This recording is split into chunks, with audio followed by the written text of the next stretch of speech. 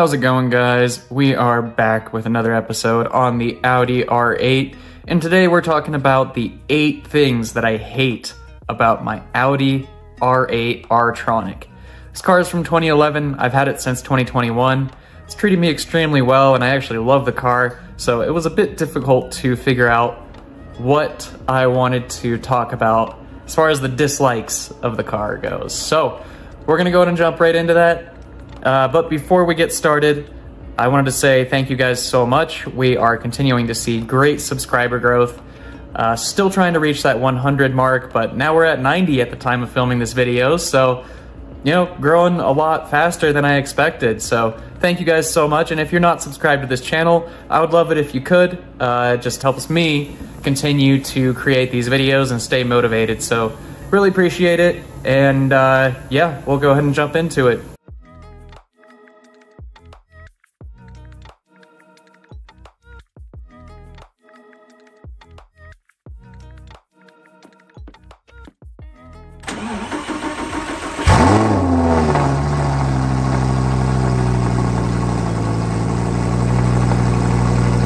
Okay, so welcome to my 2011 Audi R8 R-Tronic. First thing that I dislike about the Audi R8 is the repair bills. I totally get it. Flashy car, flashy prices, and you have to be prepared for that. And a lot of people, when the question comes up of like, how much do you have to pay to maintain a supercar, or like, you know, an R8 or a Gallardo or a Huracan, a lot of times that's met with a very negative response. And I think it's probably the most douchey response that anybody can say. And that's when somebody says, well, if you have to ask, then you can't afford it. It's like, dude, what kind of bull is that? I don't care how rich you are. A repair bill is a repair bill. And, you know, with this car, often you will see repair bills easily go into the 2000s, like $2,000, even if it's a very simple repair. So that always hurts when that happens, but it's always worth it. Now, the second thing is electronics. Pretty much every German car, as they age for whatever reason, the electronics always seem to fail in some way or another. So for this car, I've had the front latch fail on me. The door latches on both doors have failed to where it's like they don't lock. And at one point, the passenger side door was even stuck, closed. That wasn't the most fun. And then the other thing is like the license plate light bulb. That intermittently goes off and on. I think there's some kind of short back there, so I will randomly get a little alert on my dash about that. So yeah, aging electronics in a German car, not the best, definitely a con of the Audi R8. And keep in mind, guys, this is just my opinion and what I've experienced with this car. I haven't had the chance really to drive many other R8s or similar platforms, hoping to soon though. The third thing is very nitpicky, and bear in mind, this car is from 2011, so just take this one with a grain of salt. I know that there's ways that you can solve it, but it's just my current situation. So I believe the R8, the first gens, were meant to connect with a specific iPhone or a specific iPod that was available during that generation, and has a very odd hookup.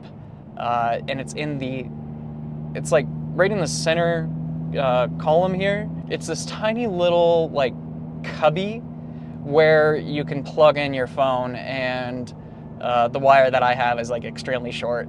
So I need to find another wire, but what I've noticed is that the adapter that's being used to plug in the more modern phones, it seems to short out a lot. And I'm pretty sure I just need a new cable and a longer one so that way I can actually have the phone up here rather than stowed away back there. But yeah, basically the integration with phones is kind of weird at best. And I primarily use my phone for music. and a GPS, of course. But other than that, you know, I don't need anything fancy like Apple CarPlay, etc.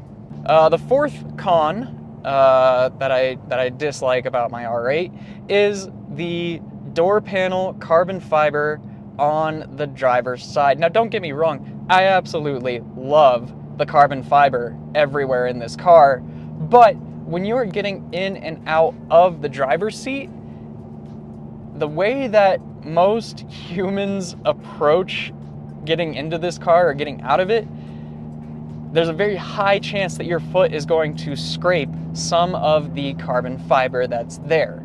And it's not like the door sill carbon fiber, it's like literally on the door panel, and I will show you where that has happened multiple times.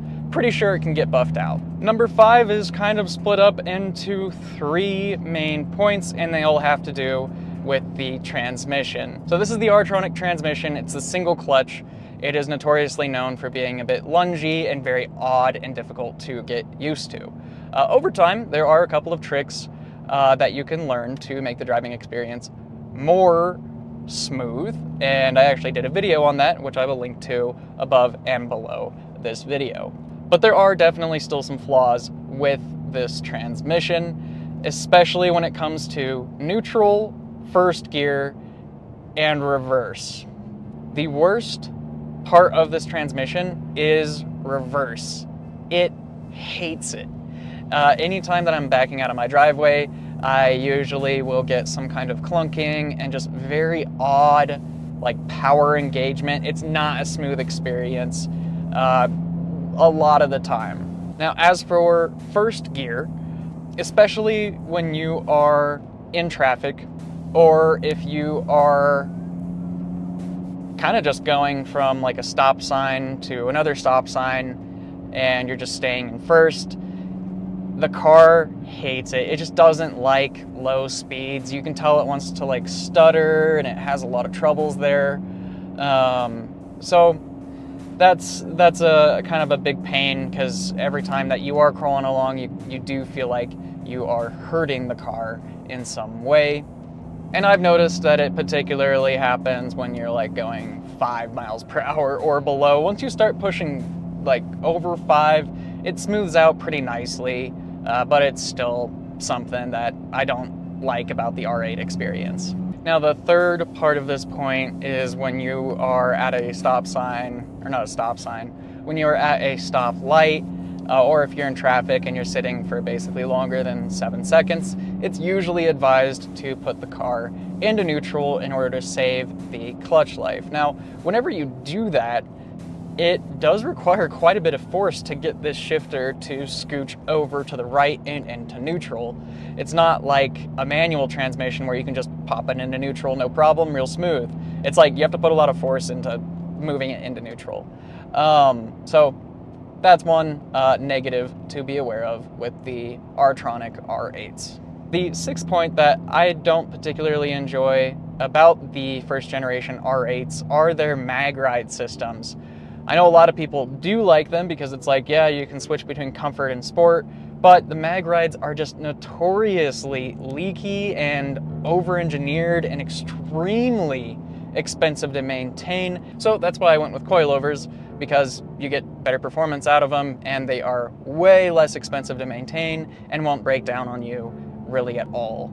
For the seventh dislike that I have about the R8, it has to do with the general turning radius as well as the ability to parallel park. This thing is garbage at both of those. The turning radius is really bad. If you're wanting to do a U-turn, you basically need 3 lanes in order to do that. Or it's like, it has to be 2 very, very wide lanes. So that's definitely a pain. And then if you are driving this in a city and you want to parallel park, you need to find a gigantic space, which is very rare in a city. I remember I was downtown at one point and I attempted to parallel park this 3 times on a very, very busy street, and I eventually just gave up and parked further away than I needed to. So there you go. Turning radius and parking, parallel parking at least, complete nightmare. And now on to the 8th thing that I hate about the R8, and this is probably the one that bugs me the most. It's the rear window. So obviously with the R8 being a mid-engined car, the engine has a big old glass window right above it. And that's awesome for aesthetics and design because you're able to look back there, see the engine, and it kind of looks like it's in a jewelry case, which is cool. It's a very nice experience, and it really adds to the aesthetic of the car. But, and again, I don't know if this is unique to my R8 or not, but that rear window tends to get really caked in, I don't even know what it is. Maybe it's like some coolant steam that's escaping. I mean, engines are always going to release some kind of gas, and the window back there really can take a beating. And not only that, it just seems like it always wants to fog up, even if I have the defroster on. And it's not like it happens all the time, but sometimes it's particularly bad. So it's one thing that bugs me. So there you have it, guys. That covers the 8 things that I can't stand about my Audi R8 Tronic. Hopefully you guys found it helpful or entertaining in some way. If you've driven an R8 before, or if you've owned one in the past, I would love to hear things that you didn't like about the R8 and the driving experience. And I imagine in the near future, I'll be releasing a video on the 8 things that I love about the Audi R8. So make sure you leave a like if you want to see something like that. As a reminder, I upload every single Sunday, and we will see you in the next one.